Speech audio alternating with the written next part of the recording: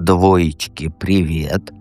Я вас люблю, и вы меня любите. Смотрите, сразу скажу, вы приходите в проживание арканов. К двоечкам особое отношение. Вам это обязательно нужно, даже если тебе кажется, что это не нужно. Сама потом поймешь. Ссылки в описании к видео в закрепленном комментарии. Все будет хорошо, не переживай, у всех все получается. Итак, давайте начнем наш расклад.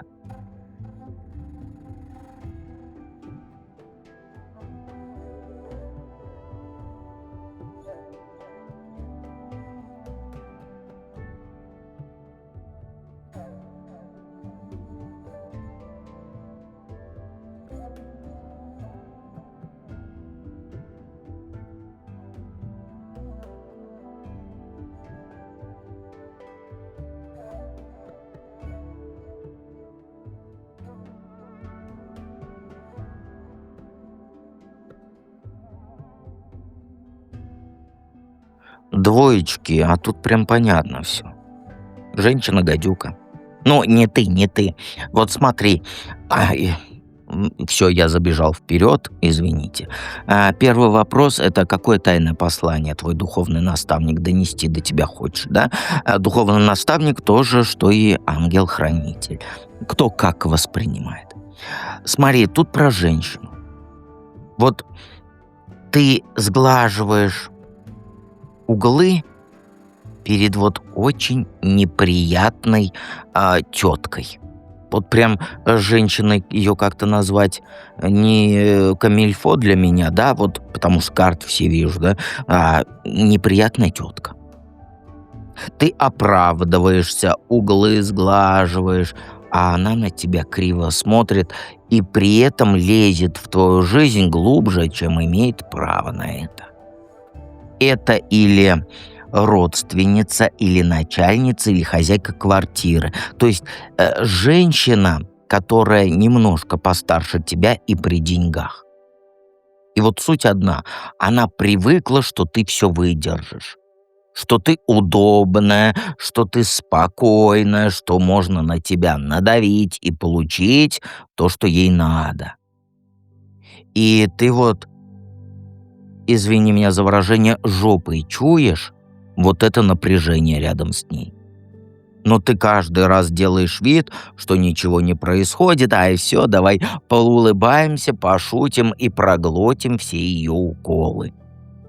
И берешь на себя лишние обязанности, чтобы вот отношения не портить, потому что ты не конфликтный человек. И твой ангел, он тебе и говорит: стоп, ты не обязана постоянно вот эту оборону держать и доказывать, что ты достойна нормального к себе общения. Ну, отношений к себе.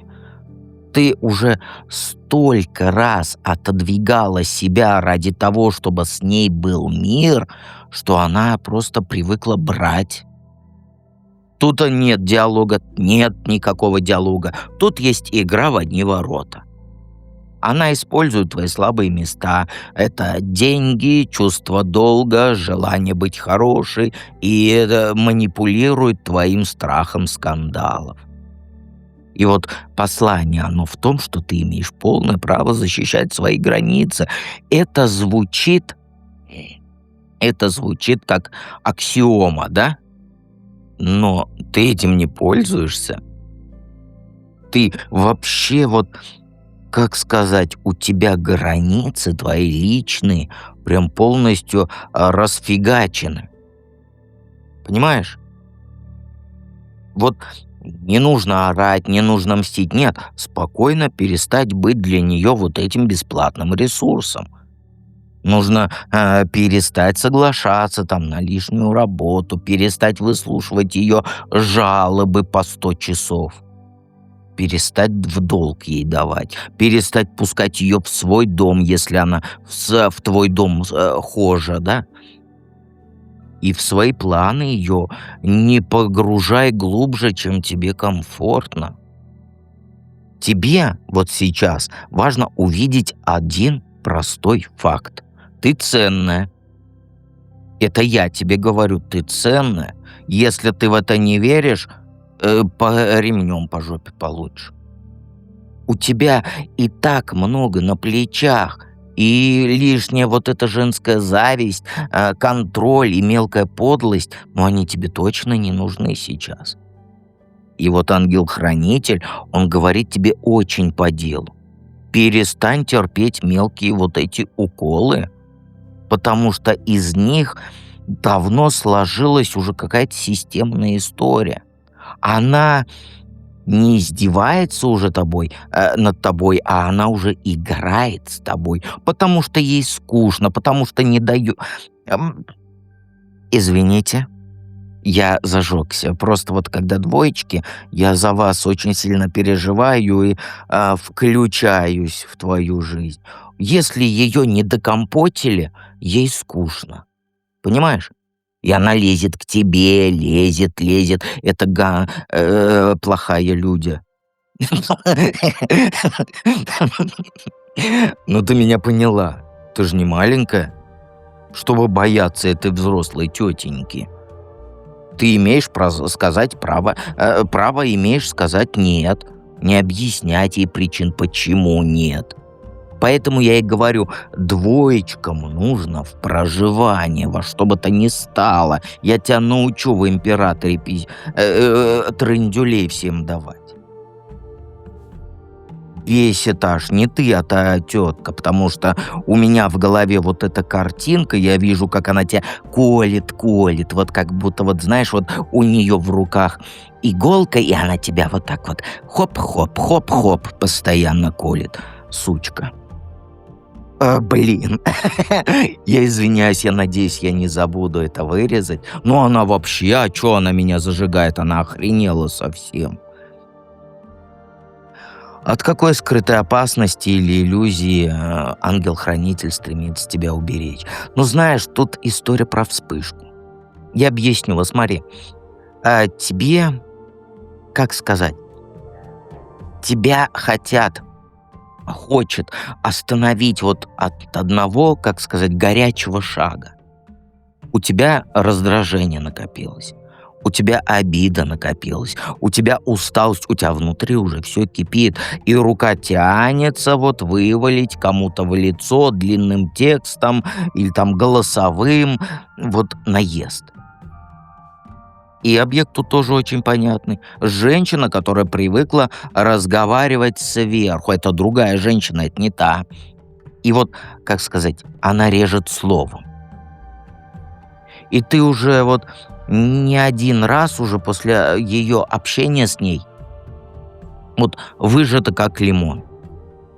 Прокручиваешь все ее фразы, думаешь, что эх, надо было бы ответить жестче.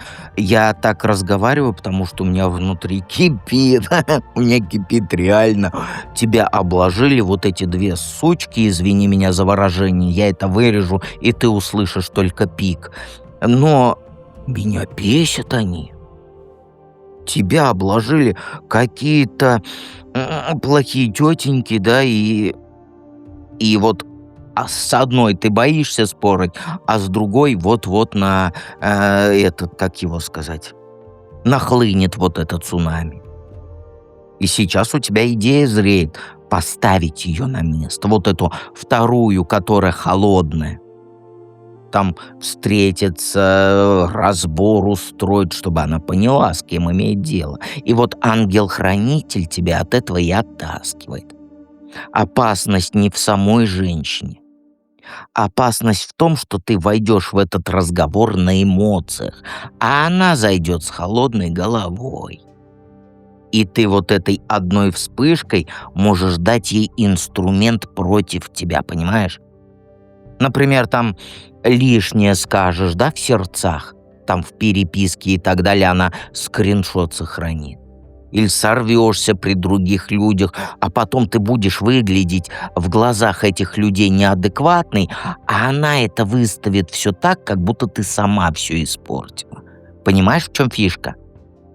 Нет, ты права, то, что ты хочешь ее на место поставить, но не на эмоциях, Ни в коем случае, потому что вот эти вот эмоции твои, вот это вот, как сказать, взрыв эмоций, да, он пойдет против тебя. Тебе вот кажется, что один жесткий разговор, он решит ситуацию, что ты выскажешься, да, и станет легче. А по факту после этого общая картинка, она сложится, как будто проблемная — это ты. Понимаешь? Вот в этой вспышке я имею в виду. Опасно же еще в чем, что ты в этой вспышке можешь нужные рабочие и бытовые связи обрубить. И потом одна останешься, вот на один, со своими задачами, без вот этих ресурсов, к которым сейчас привязана через вот эту женщину. Я понимаю твое желание выдохнуть, да, освободиться, это все понятно. Но способ, который крутится у тебя в голове, он реально сделает хуже. Тебя вот как раз ангел-хранитель и бережет от вот этого эмоционального шага, понимаешь? После которого она получит повод официально жаловаться, официально настраивать людей против тебя и лезть в твои дела еще сильнее. Поэтому предупреждение тут понятное, да? Не устраивай сейчас сцену.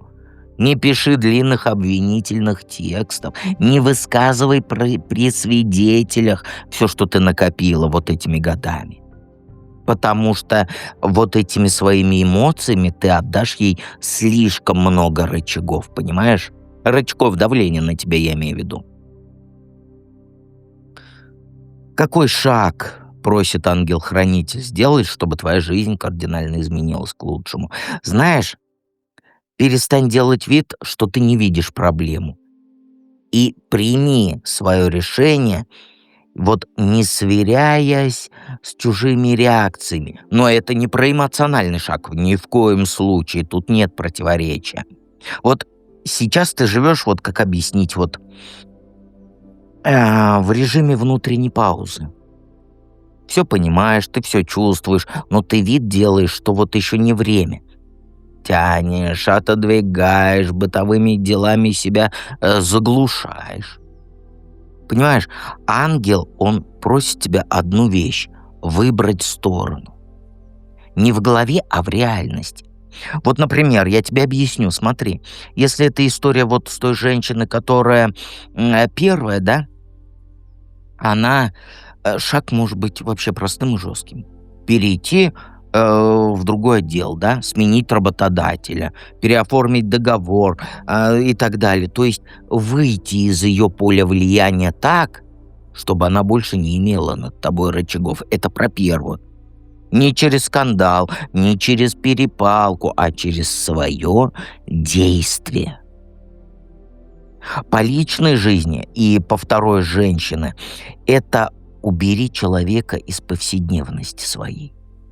Не через блокировку в телефоне или там слезы, а через реальное изменение быта, да, разъехаться, разделить деньги, общие дела развести. Суть одна. Ты прекращаешь сидеть между вот этими двумя женщинами и выбираешь себя. Конечно, страшно, потому что ты боишься ошибиться, боишься там осуждения, боишься, что потом пожалеешь. Вот именно поэтому у тебя и включается вот этот стоп внутренний. И вот ангел, он говорит, что хватит играть в этот нейтралитет. Но и эмоциями не раскидывайся, да, как я тебя вот раньше предупреждал. Потому что от этого только хуже будет. И вот как сделаешь ты ясный шаг, а не эмоциональный, да, в свою сторону, вся картина жизни вокруг начнет меняться. Освободится время, нервы, другие люди появятся, и шансы другие появятся. И знаешь, ты давно готова к новому этапу, но ты держишь дверь закрытой сама. У тебя, знаешь, вот, как сказать, из крайности в крайность. Или терпеть вот эти все уколы, молча глотая вот это все, да? Или вспылить. Вот понимаешь, ни то, ни другое нельзя. Нужно выбрать себя. Понимаешь? Ты для себя дверь закрытой держишь. Вот открой ее одним решением. Не 10 попытками, не долгими разговорами, не эмоциональными криками, а вот одним конкретным действием, после которого, как говорится, чтобы невозможно было в старый сценарий вернуться, понимаешь? Поменяй.